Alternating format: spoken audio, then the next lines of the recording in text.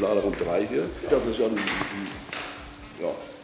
Kühlschiff. Also hier wurde der gefrostete Fisch gelagert, wo wir drauf stehen, auf das Tankdeck.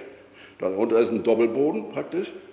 Und der Doppelboden ist ausgeführt als Brennstofftank in diesem Bereich. Und das ist unser Brennstofftank Nummer 3, Backbordsteuerbord. So, und den haben wir hier auf der Tankdeck war eine starke Isolierung aufgebaut, die seit der Bauzeit nie kontrolliert werden konnte darunter. Und da war natürlich, nachdem wir das hochgenommen haben, diese Isolierung, starke Anrostung in den Tankbeplattungen. So, und dadurch mussten wir dann anfangen, das genauer zu untersuchen. Wir haben Schallmessungen gemacht, Materialstärken gemessen und dann habe ich festgelegt, in welchem Umfang wir neue Stahlplatten einschweißen müssen. So, und das ist daraus geworden, was wir hier sehen an der Seite hier. Da sind die Spannfüße, die sind teilweise verrottet. Der Stahl ist abgerostet gewesen, bis auf ein Minimum, teilweise Rostlöcher. So, und da haben wir festgelegt, wie weit wir das mit Stahl erneuern müssen. Das kann man hier sehen. Die Stahlplatte, die wir rausgenommen haben, das ist ein Spannfuß. Der wurde hier so als neu eingeschweißt. Naja, da sieht man dann die Löcher, die Rostlöcher.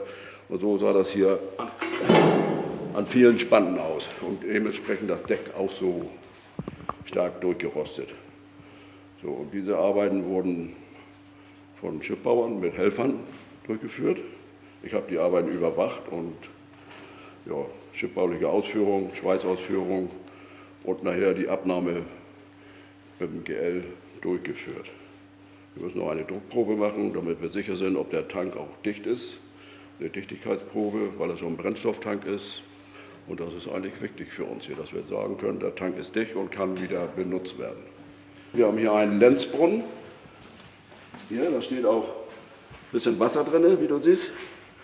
Ja, da ist immer dieses Schwitzwasser und Wasser, was abgetaut ist und so, das ist hier reingeflossen und wurde dann abgepumpt. Und diese Lenzbrunnen haben ein Ventil unten, einen Zulauf und ein Ventil und das Wasser wird dann regelmäßig abgepumpt in den Schmutzwassertank. So, und durch diese Luft und Wasser und Feuchtigkeit rosten natürlich die Platten ab und hier haben wir alle Platten erneuern müssen, die Decksplatten hier, wie man sieht hier. Das wurde alles erneuert, weil das durchgerottet war. Und das ist natürlich ein Haufen Arbeit, sehr umständlich für die Leute, die hier im Tank arbeiten müssen, das ist sehr schwierig. Musst du stark belüften, du musst Sicherheitsvorkehrungen schaffen und, dass den Leuten nichts passiert und anständig arbeiten können. Und das haben wir auf beiden Seiten, wir sind hier auf Steuerbordseite. Auf Backbordseite haben wir das ähnlich. Da können wir mal rübergehen. Da sieht man hier so Schweißung. Hier war das so, dass die Tankdecke noch nicht so stark abgerostet ist, dass wir das noch so manuell reparieren können. Da haben wir praktisch aufgeschweißt, wo jetzt starke Durchrostungen waren oder Einrostungen. Und da wurden die Platten nicht erneuert. Es wurden teilweise diese Spannfüße erneuert, wo man sieht, es ist eine neue Platte eingesetzt. Und hier war das so schlimm, dass wir das Deck ganz komplett neu machen mussten. Also das heißt, die alten Stahlplatten rausschneiden und neue Stahlplatten wieder einsetzen.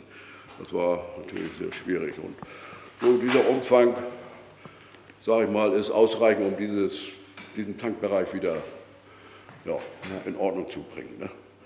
Aber wir haben das alles im schwimmenden Zustand des Schiffes gemacht, was normalerweise auf der Werft gemacht wird im Dock. Wir waren ja im Herbst im Dock und da haben wir schon einige Arbeiten, die direkt mit der Außenhaut in Verbindung waren, haben wir die im Dock gemacht, im hinteren Bereich.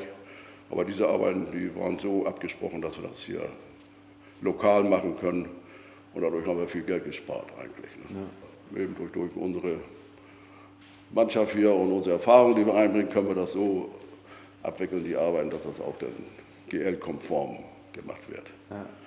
So. Und da sind wir auch ein bisschen stolz darauf, dass wir das hier machen können. Wir sind hier so mit 3 bis 4 Leuten, die hier arbeiten, jeden Tag.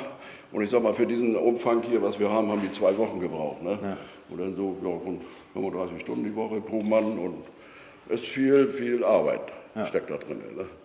Weil das auch alles schwer zugänglich ist. Wenn du in dem Tank unten bist, der ist nicht hoch, der hat so Ja, 1,20 ist da, glaube ich, oder 1,50 hoch. Ne, und da sind die Spanten dazwischen, das ist schwer zugänglich. Da musst du immer belüften, da musst du Licht haben.